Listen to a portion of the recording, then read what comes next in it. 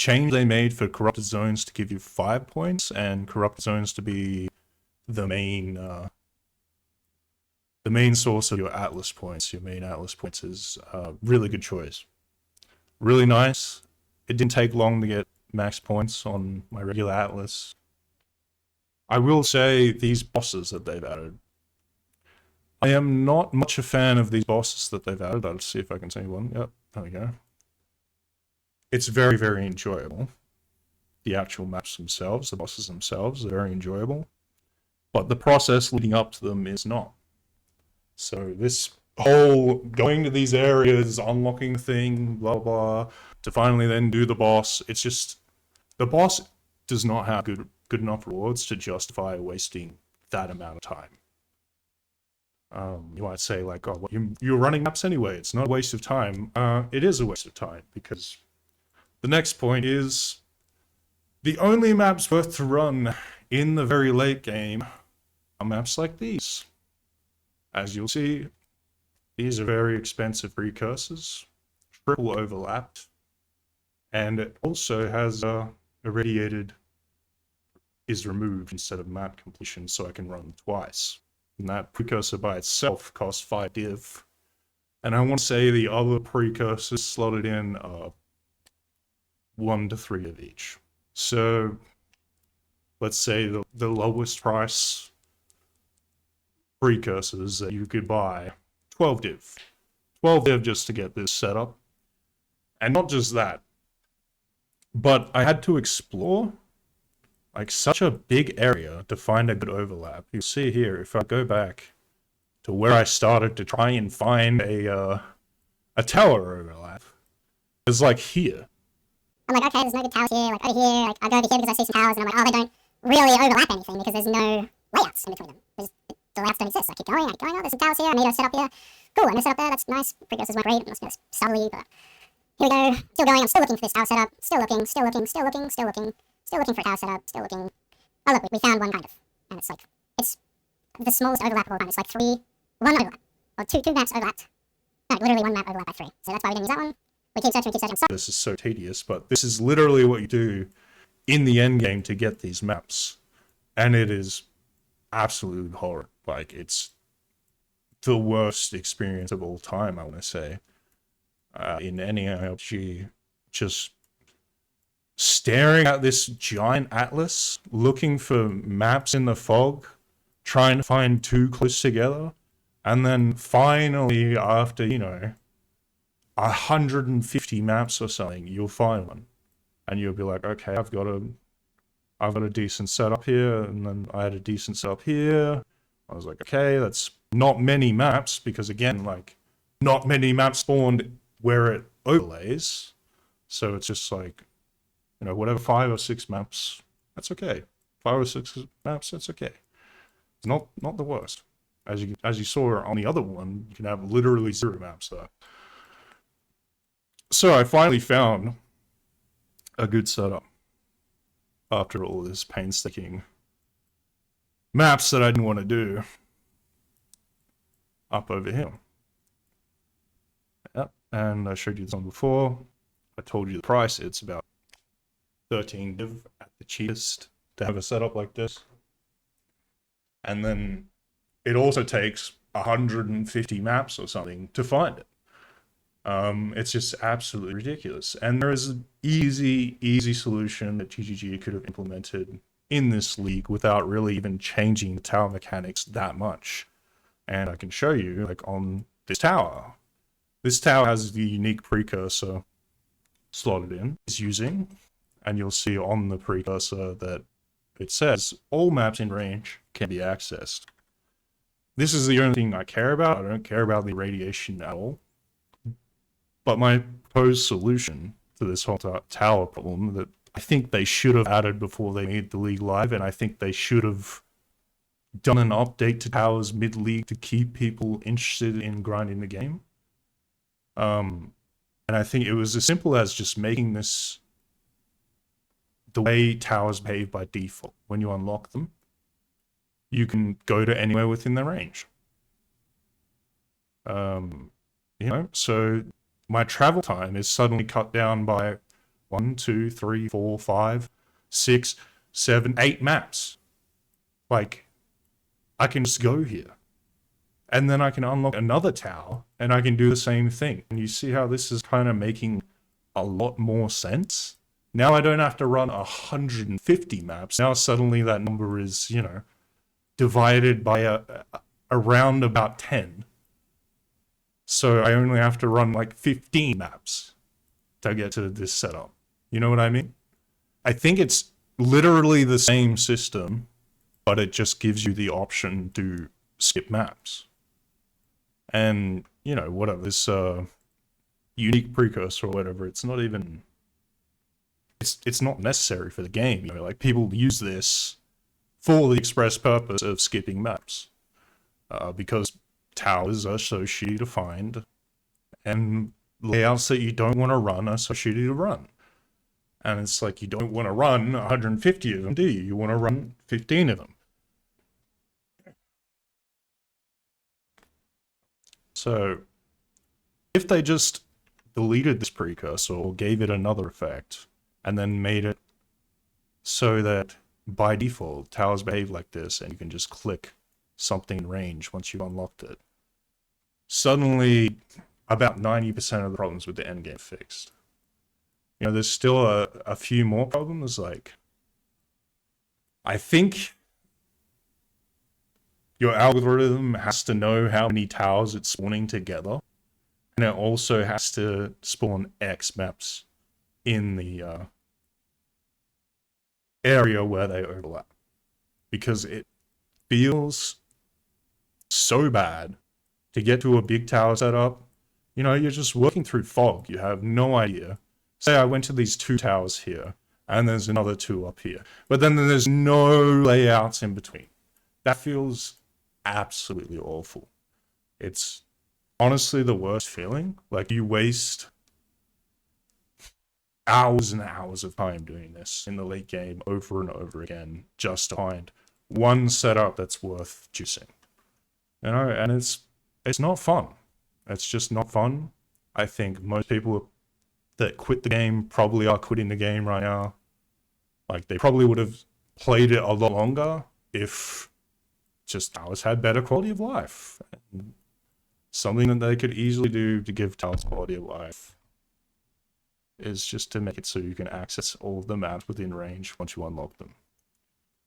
It seems like it makes perfect sense to me, and I'm not really sure why they haven't done it yet. Like, this could be a mid-patch, mid-league patch thing, where they just throw this effect on there, because they already have it coded in through the precursor, right? And then they just delete the precursor or change its effects or whatever. Like, it's not a big change, and it's a very, very nice change. Well, actually, it is a big change, but it's not... It doesn't undermine the core concept of towers, right? It's still the same gameplay loop, but it's just a lot nicer. My mate's left all his gear in here because he's quit. He's quit because the endgame kind of sucks. And the endgame kind of sucks because of towers. And I have a feeling, like, I feel it myself, I don't want to do this again. As soon as this layout runs out, I don't want to play anymore. I don't. So that's my rant about towers in particular. It's a pretty big rant, but I think they really should consider, you know, doing a quick fix to these things before literally their entire player base just goes, I'm done with this. I think in the next PoE2 League, they probably will have a different system.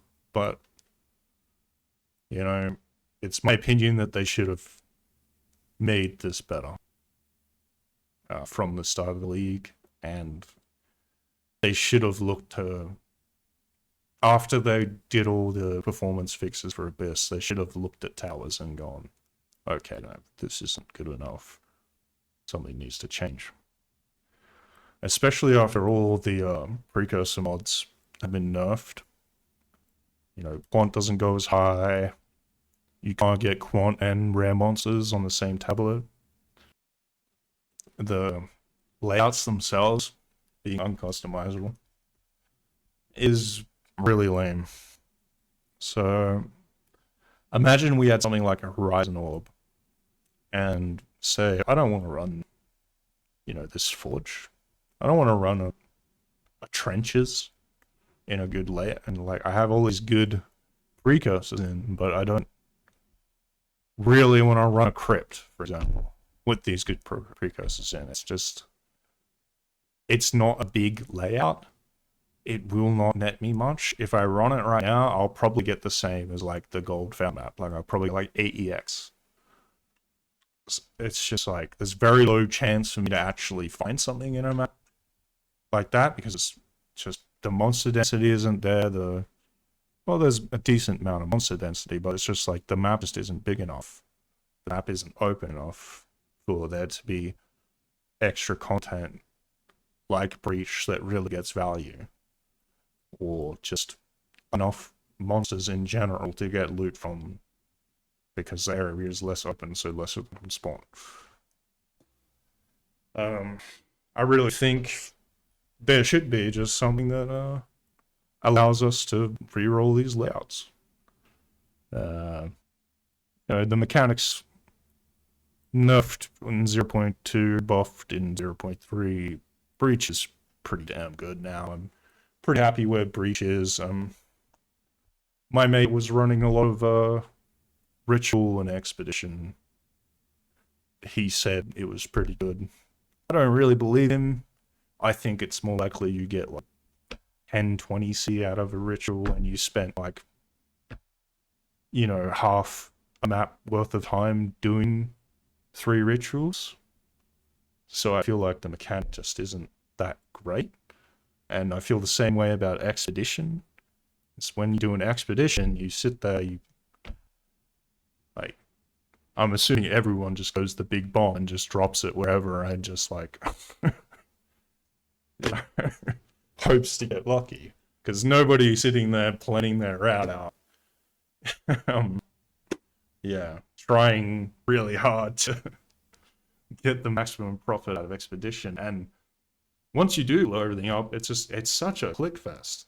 Like, they did great with Breach when they condensed the splinters into one pile after you've finished running the Breach. That is fantastic. I cannot tell you how much that has saved my hands compared to 0.1. I was running a lot of Breach in 0.1, and those Breach splinters, picking them up, man, that was not fun. But yeah, back to the mechanics, the other mechanics. Breach is in a good spot. Ritual is in, I would say, a trepidatious area. It's not really worth the time running a Ritual map. And partly that is to do with how annoying it is to get a tower setup. You spend a lot of time doing bad layouts to get tower setups, and if doubling or even 1.5 times the time it takes to do those layouts, it doesn't usually bode well for you unless there is good rewards for it, like better rewards than just running another map. And I feel like that's just not the case with Ritual at the moment. I could be wrong. I don't run it much because I don't enjoy it that much. But when I do run it, I feel like I look in there, I reroll, and all I get is like maybe a 20X oven, or maybe like some splinters.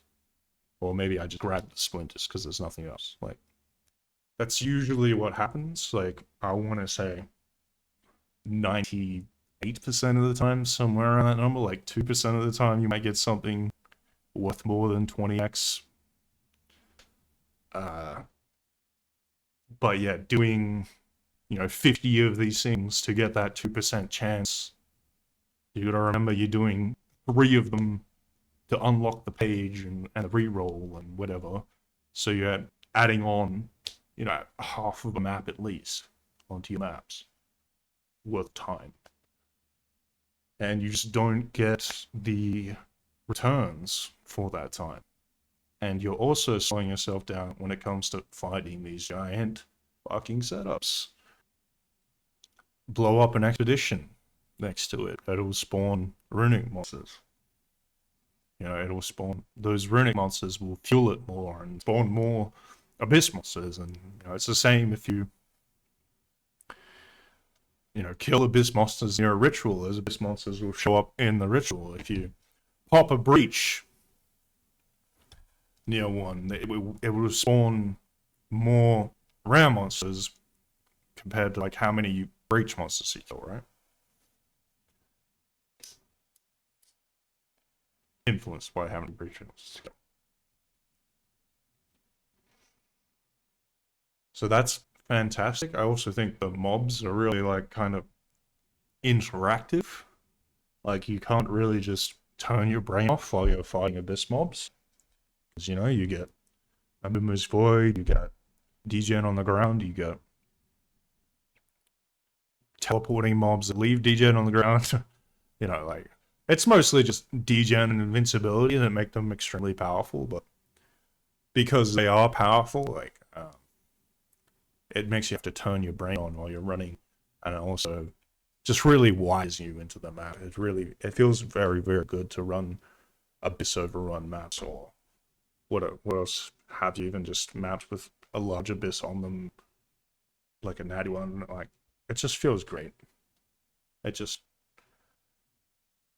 So I'm really impressed by this mechanic. I want to talk a bit about the crafting that they introduced. So I am a fan of finishing off items that already have good rolls with like more guaranteed slams. Not necessarily 100% guaranteed, but say you have an item that's 5 mod, good 5 mod, and you just need to add 1 more mod. Desecrate it. Reroll it twice. You're probably going to get something good, right? That's cool. That's awesome. What I am not a fan of is homogeneous exalt plus bases working together to then spawn perfect mods on a base item. And then you can finish that item by deterministic means. Because this just reduces the quality of item drops on the ground. Like you cannot get a plus to skills, spell skills, Ami, that's worth anything off the ground. You cannot get a pair of boots that are worth anything off the ground. You know, maybe 1-2 div, but they're not going to be like a mirror, which is kind of what you want rare items to be. Like if you could find them on the ground, there's a possible chance that, you know, this tier 5 item could just ID into almost a mirror item, then you finish the craft and it's like a fucking mirror item, and it's amazing, it's great. But then you have these deterministic crafting methods for like boots and amulets,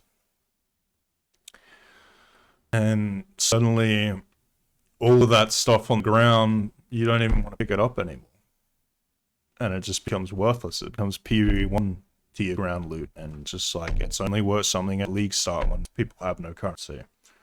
And I don't think that's a good place for the game to be in. I think they should probably nerf homogeneous in particular. I really like finishing off items with desecrated mods and targeting those desecrated mods with like a moo or, you know, a specific modifier to reduce the modifier pool to like complete an item, or to like chaos 1 thing off an item and fix it, like put something better on there. I really love that system, but I do not like this whole homogeneous exalt, you know, get your item perfect 2-3 mod, or get the right base and then use homogeneous exalt plus double slam to, you know, if it's a perfect exalt, it can only hit these exact mods, and then and it's like, if you do all that and you craft those items and you enjoy it, more power to you, man. I think you should just be doing that in PoE 1, because the biggest draw about PoE 2 for me, as somebody that blasts maps that does this stuff, like, I know a lot of people don't like IDing rares. I'm not somebody that really enjoys IDing rares. You'll see like there's some on-ID'd rares in here, but that's really because it's not that worth it to ID rares when you can just craft them. In previous leagues, I used to have tabs of just rares that I thought were worth something. And, you know, if I go here to Ange, I don't have much, you know? I don't have many rares, and they're not really selling. You know, there can be good items, there can be bad items. It just doesn't. They just don't really sell. That's the unfortunate truth. They might sell for EX or 1-2 div, but they're never gonna sell for 10 div or whatever, 10 div plus or whatever, unless they are specifically rings, because there is no way to deterministically craft really good rings. But everything else, no, there's a way to craft a helm, there's a way to craft an ami, there's a way to craft boots, there's a way to craft gloves. It is build specific, as in some builds will need good res that aren't deterministically crafted. But obviously, if you have a choice of like, oh, should I go the build that needs uber fucking expensive res, or should I go the build that just can GG craft almost every slot for a deterministic price through crafting? Well, then it's like, I'm gonna choose the one that I can just deterministically craft the stuff for my build, because that's, I'm gonna get more power before the other people get as sort of thing. So I would really like to see in the next patch of PoE, I don't think there should be a mid-league update at all, but in the next patch of PoE, I do hope they nerf particularly homogeneous crafting. I think desecrated crafting is a good spot. Homogeneous crafting is a little bit too powerful, and also it is a little bit too powerful to have both movement speed and effect. Like, you cannot have movement speed and increased effect of socketed items be deterministic, because it's like, it's two mods that are extremely valuable to have on boots, so that all you need to do is just, you know, take a pair of boots and just it's just like this, you know? Like, this is just an example. I kind of fucked up these boots, so they're sitting in my base thing, but if I did this in the right order, I was a bit spaced out when I did this craft. It was after like a 10-hour long session, and I just decided I'm going to use my currency to craft boots, and then I got to this point and realized I messed up. But if I did this correctly, right, it was just like, I would have 100%, close to 100% increased energy shield. I would have 30% movement speed. I would have one good suffix, and I would have this, and then I could just remove the suffix, one of the suffixes, to get increased effect, and then my prefixes are done because I can just slam it.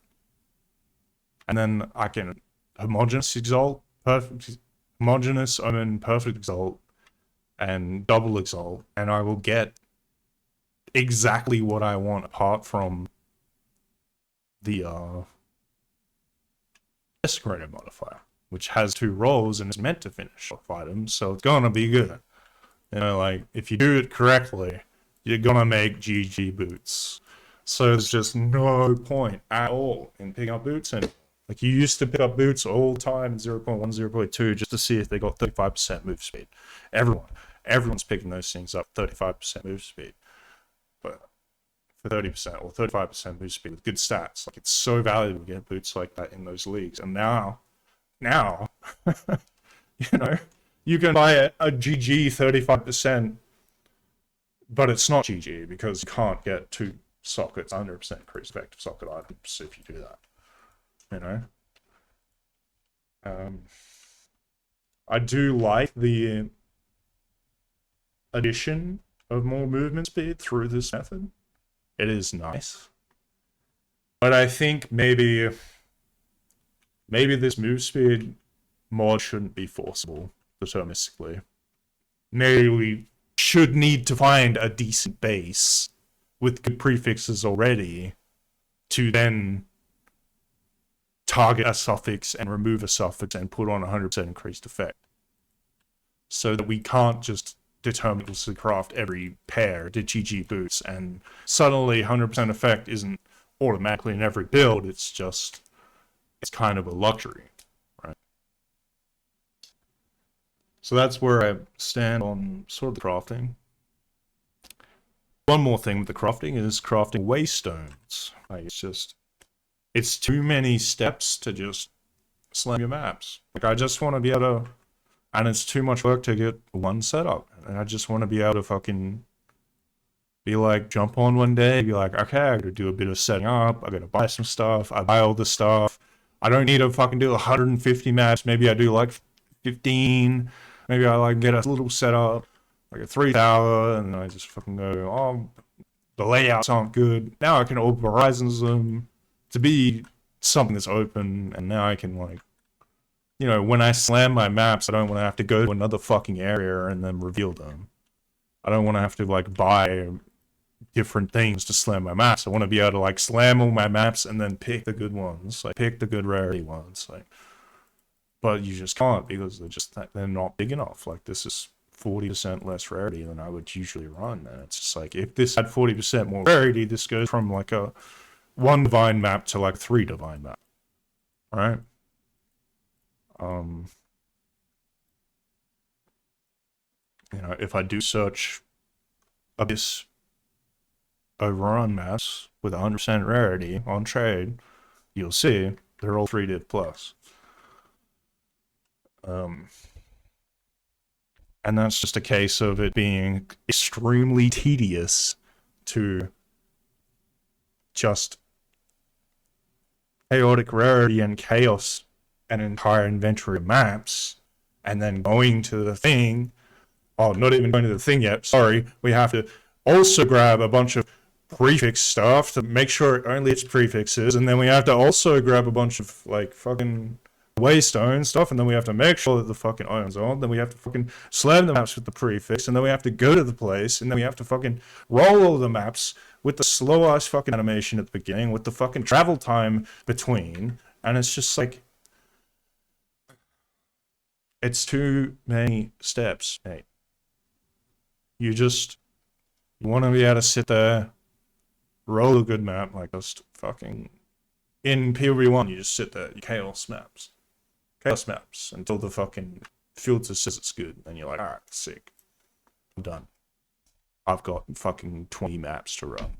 Oh, and by the way, I don't have to find any fucking shit on the map. I can just put in things to my fucking map device, which is 1,000 times better, and I wish they would just implement the PoE1 mapping system into PoE2, but if they don't, like, there's other solutions that we can find, I'm sure, to make it better.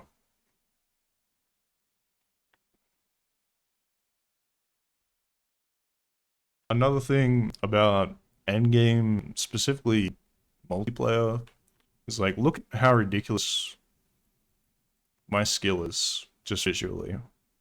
Like, my FPS goes from 100 to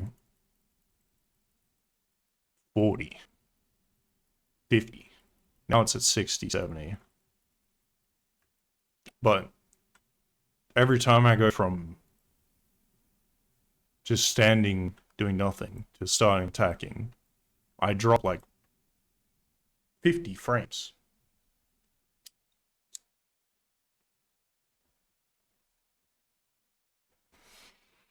Now imagine this when you're playing with a friend who also uses the same skill. Just everywhere. This is happening all of the time. You're at 45 FPS usually. You walk into an abyss, you're at 20 FPS. And you can't see a single thing. You don't know what the fuck is going on. It's all just a mess. A complete mess. And this is a complicated issue because as you get further progress in ARPG, the quicker you have to farm, the more powerful your character has to be, the more stuff is going on screen.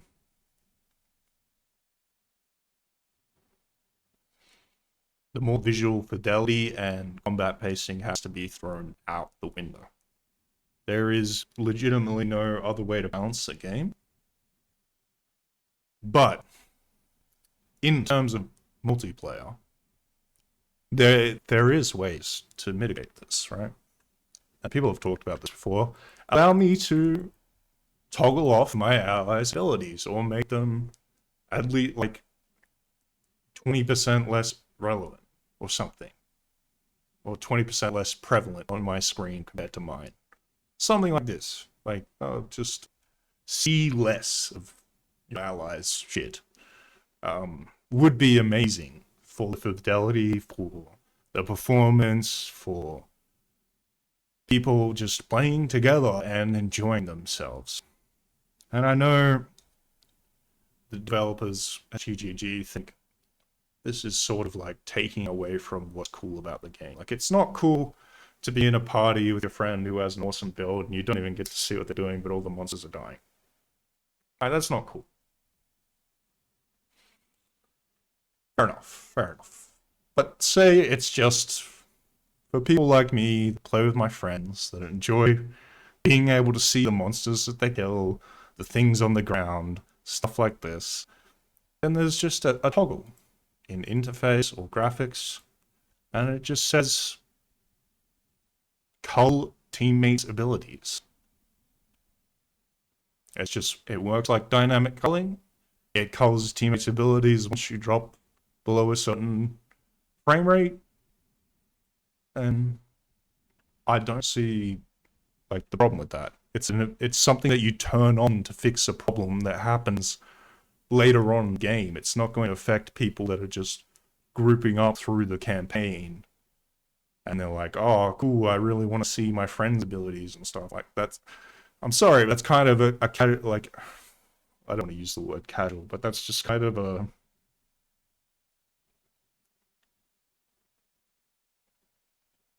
it's kind of like when you're talking about the integrity of the game having weight, because in the late game exponentially the combat pacing and fidelity has to be thrown out the window anyway, there really isn't that much integrity there. So what we're actually just trying to do is, in the late game, we're trying to work around inherent problems with the design to let our PCs run the game and to see what we're doing. Whereas, if it's somebody that cares about that stuff and they're just playing campaign early match with friends, they don't have to enable this option. Like, it's not an issue for them, then they don't have to enable it. But if it is an issue for people who are blasting the late game, who are constantly playing, who just really want to be able to see their screen when they party up with their friends, in maps, choose content, stuff like this, I do not see a problem with giving players the option. Like, oh, maybe they leave the option on, and then they're in a party with their friend. The friend's like, oh, look at this cool thing I can do. And then they're like, I can't even see it, bro. What are you talking about?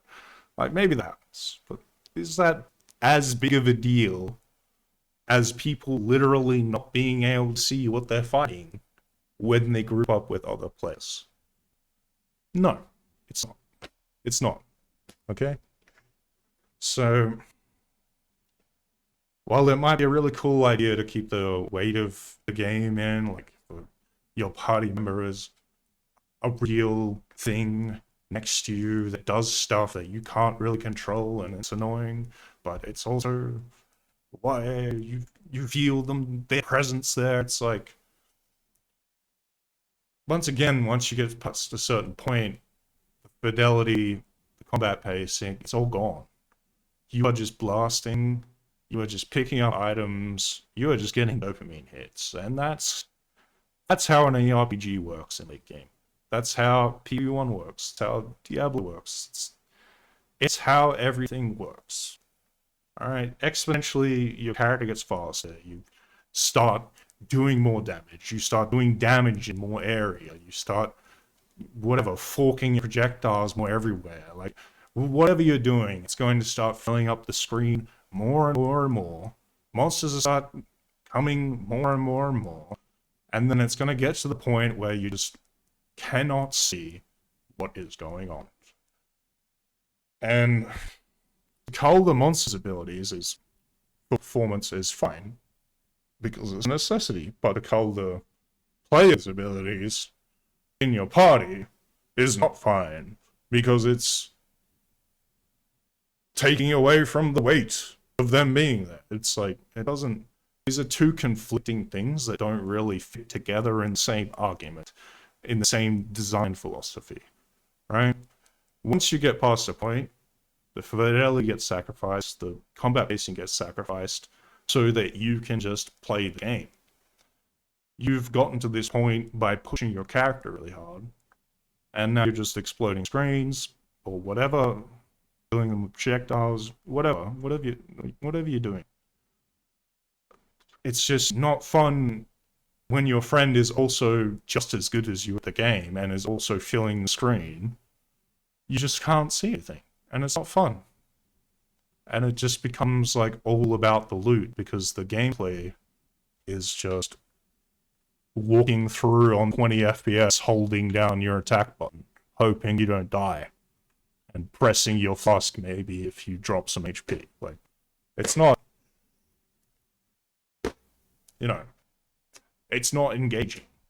But it could be engaging if you can see what you're doing, if it's like where it is in solo, like I've just ran these maps. I told you I was enjoying myself immensely in those maps. But I would much prefer to be enjoying myself immensely with my friends in those maps. It's just, the game is not as enjoyable with other people because you cannot cull their abilities and they fill your entire fucking screen. Yeah. And it's like every build, once it gets to a point, is going to start doing that. And it's just like, there's no point in really trying to add weight to something that doesn't have any integrity to begin with, is kind of my reasoning. And I don't think the answer is to slow down the pace of the late game like a lot of people, a lot of the PoE2 frogs seem to think. If you slow down the pace of the late game and make every monster engagement very mechanical, I don't know, man. It's like, people just don't want to play, man. It's not what we signed up for. And it's not because we have ADHD and we're PoE1 enjoyers and, you know, it's all we know. It's just, you get to a point where you have made your character really powerful, and you expect to be able to just murder shit. Because that's what you do in an ARPG. It's a power fantasy at the end of the day. At the end of the day, like, it's not the biggest skill-based combat in gaming. You know, it's more about the loot. It's more about grinding the gear. Less grinding gear games. So I just think it should be balanced around characters being able to go faster, being able to explore screens, blah, blah. And you really should be thinking about these players who want to exist in your late game for a long time, who want to keep running the repeatable content with strong characters, who want to, like, get ridiculous gear, who want to do this all with their friends. Like, I think you should be, like, they are a separate category from all these people that want to slow down the game. All these people that want to slow down the game, they probably don't even get through, like, mid-tier maps. I want to say they probably do, like, up to T5 or something.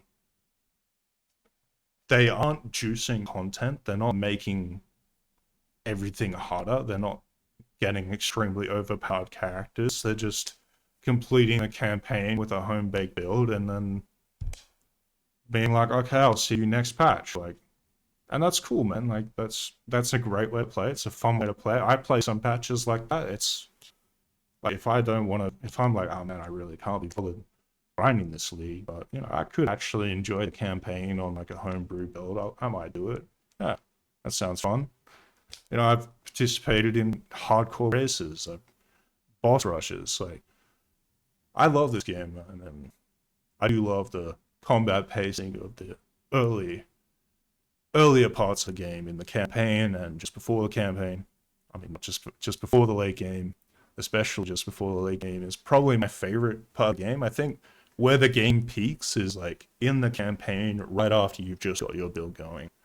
Like, that's where the game peaks. You know, you feel the pacing is still there, but you're really strong. As long as you do your combos right, or as long as you're positioned correctly, like, you're just mowing through everything, and it feels great. But there's still like all this danger in the things you haven't solved yet, and it's a bit more difficult to navigate, right? But again, once you get to late game, that sort of has to get thrown out the window, guys. Like, there is no way to balance 1,500 monsters on your screen all doing separate things. There's just no way to do that. You have to outstat them. You have to kill them all. You have to blow them all up. You have to mitigate all of the things that are going to kill you before you blow everything up. And then that's how you play an ARPG at the top end. Like, it's not the most mechanically skilled thing ever, and that's fine. That's fine. It's fine if it doesn't have the best fidelity. It's fine if it's not Dark Souls, you know? It's like, you get this kind of Dark Souls-esque experience through the campaign, and then at the end of it, you're kind of really, really strong, and you just get to mow down through everything and find insane items, and I think that's a great place for the game to be at. Anyway, that is my rant about late game. I hope, you know, it gets to some ears that want to make some changes in GGG, that want to make some changes, and I hope that the next PoE2 patch is even greater. I hope that people don't even want to put down the PoE patch. I hope that it goes on and on and on until like the next one comes out and everyone's like, whoa, it's already the next one? Holy, that's awesome. That's how I envision the best world for PoE, where it's like so nice to play. It's so,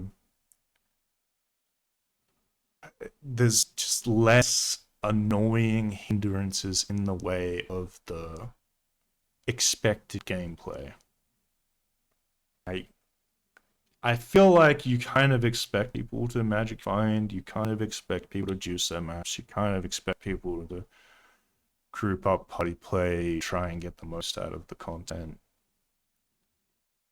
So let us do it. Don't put up so many roadblocks in the way. Like, I know you're trying to give players the opportunity to catch up to better ones, but it's just, it doesn't work. There's too much of a gap between someone that has too much time and someone that has not enough, you know? And you can't make that up by throwing blockades in the way, basically. Thanks for listening. Leave a comment if you have any feedback yourself or any suggestions. See you later.